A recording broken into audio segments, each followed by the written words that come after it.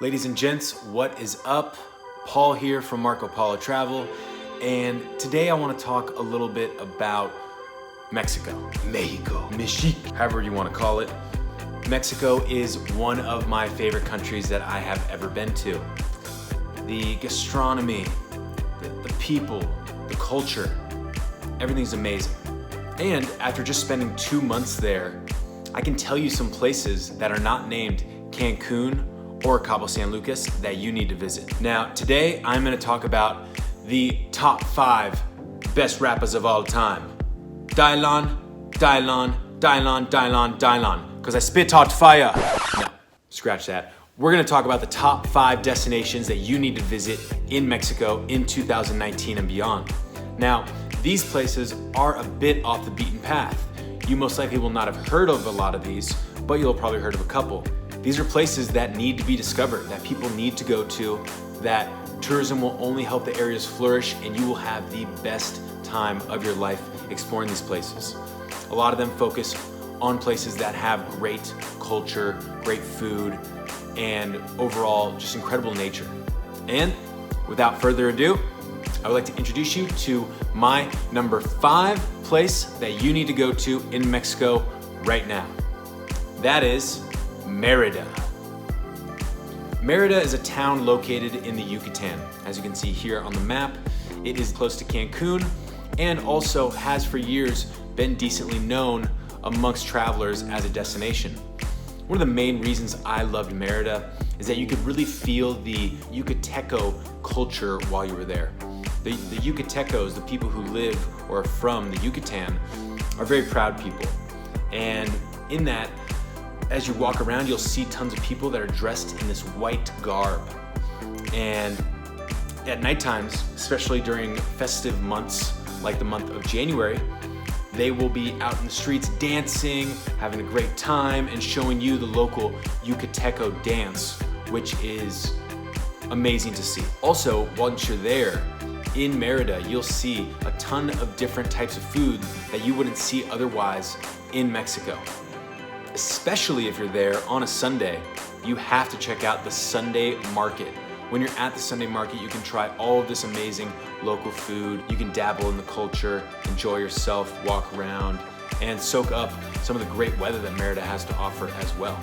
And being in the Yucatan, one of the best things you could do during the daytime, because it's so hot, is go and bathe in a cenote. Now, a cenote is a underground watering hole that are everywhere within the Yucatan and the greater area. You can rent a scooter and go ride to them. You can take a bus, you can rent a car and go and enjoy the whole day, bring some cervezas and just enjoy it, relax. My number 4 destination that you need to put on your radar and get to in 2019 is San Cristobal de las Casas.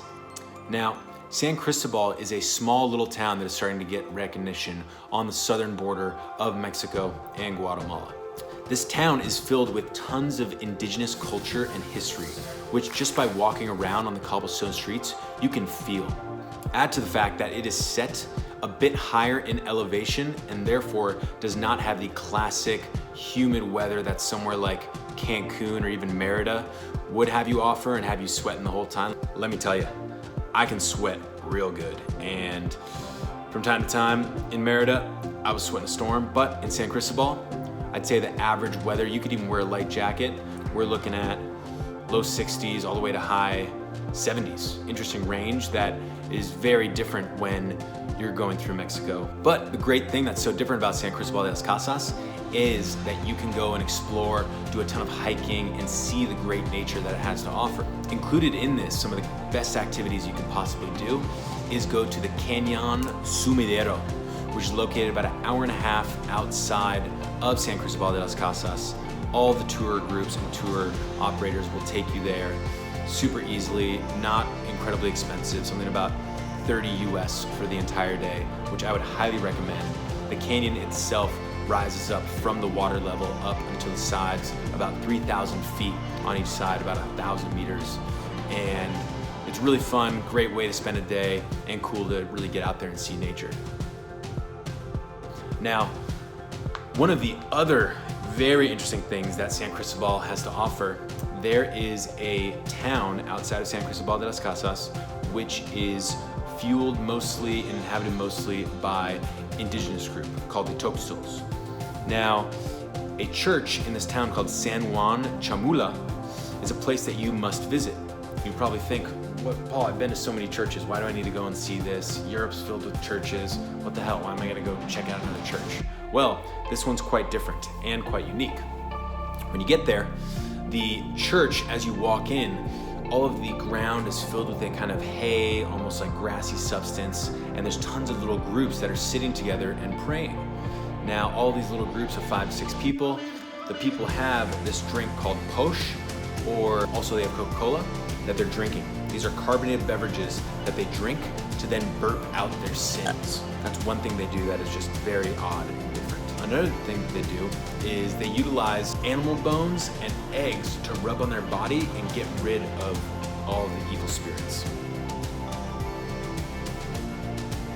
And last but not least, if someone in your family is sick, what would you do? You would probably get them some Dayquil or NyQuil. But no, not the Toxil.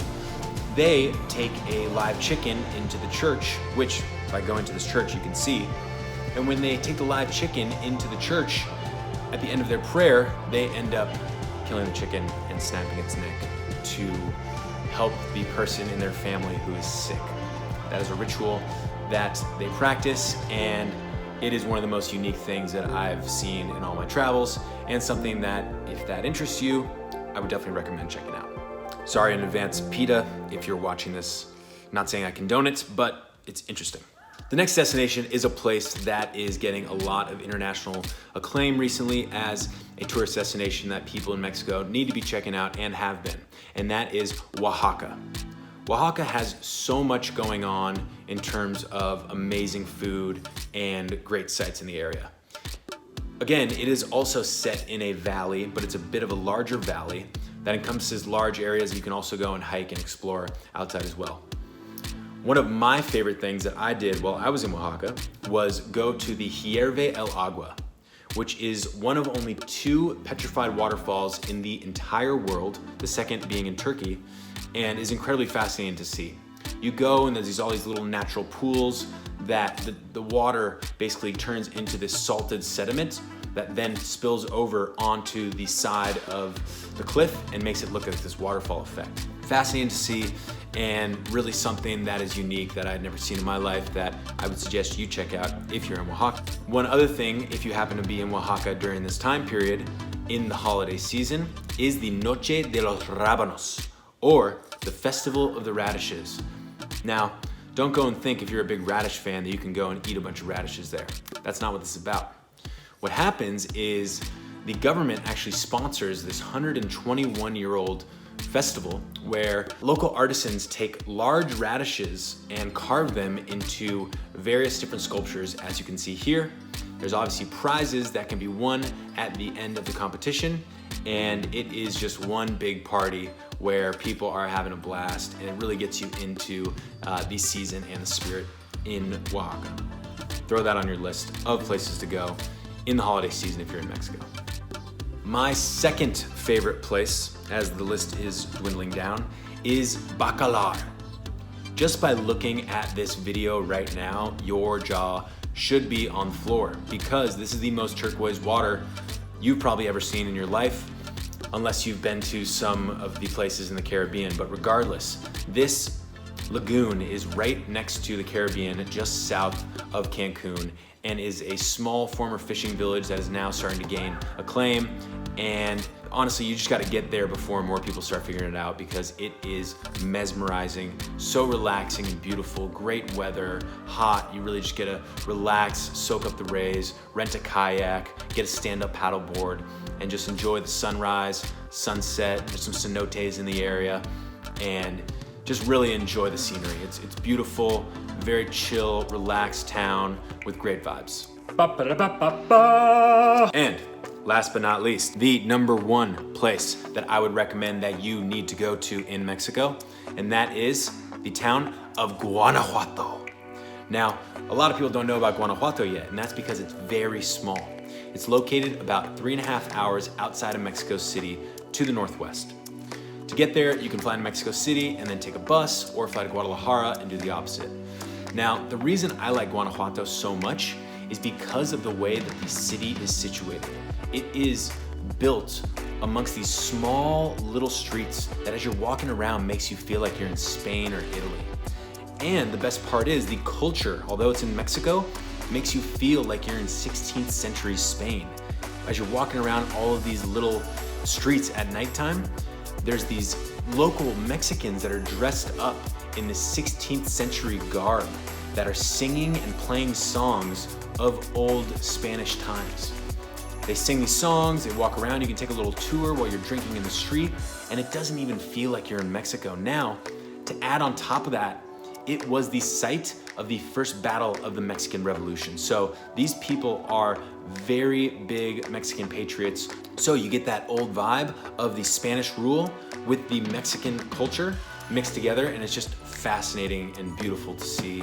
And as it's steeped in this beautiful small valley, as you're seeing here, these sunrises and sunsets are absolutely incredible, and also leads to some great hiking up in the hills, which are easily accessible. So after spending 2 months in Mexico, that is my top 5 places that you need to visit and go to right now in 2019.